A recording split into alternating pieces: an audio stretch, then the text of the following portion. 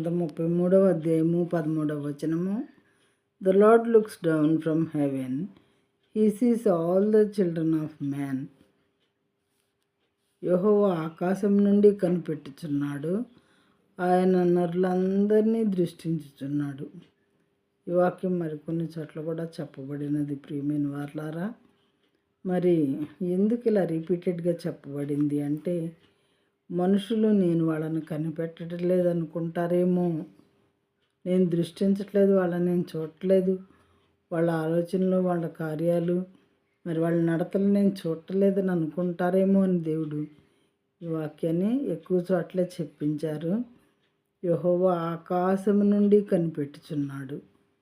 ఆకాశం నా సింహాసనం అని చెప్పారు కదా. దేవుడు ఆయన సింహాసనంలో నుంచి మనల్ని చూస్తూ ఉన్నారు, కనిపెడుతూ ఉన్నారు.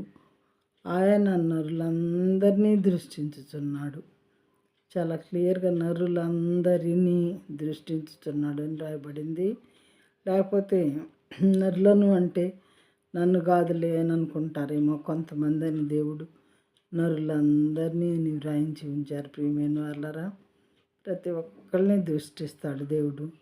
ప్రతి ఒక్కళ్ళ మాటలు వింటారు, ప్రతి ఒక్కళ్ళ చేతలు చూస్తూ ఉంటారు, ప్రతి ఒక్కళ్ళ ఆలోచన కూడా ఆయనకే కనబడుతూ ఉంటుంది. మరి జీవగ్రంథంలో మన పేరు రాయబడాలి అంటే మన ఆలోచనలు, మన పనులు, మన మాటలు పరిశుద్ధంగా ఉండాలి. జీవగ్రంథం ముందు మన పేరు రాయబడి ఉండకపోతే మనం నరకానికి ఖచ్చితంగా వెళ్ళేవారంగా ఉంటాము. ఆ జీవగ్రంథం అంటే ఏంటి అంటే, దేవుడు భూమి మీద ఉన్న ప్రతి ఒక్క మానవుడు మాట్లాడే ప్రతి మాట రికార్డ్ చేస్తారు, రాయించి ఉంచుతారన్నమాట. చేసే ప్రతి పని, ఆలోచించే ప్రతి ఆలోచన, వేసే ప్రతి అడుగు, చేసే ప్రతి పని.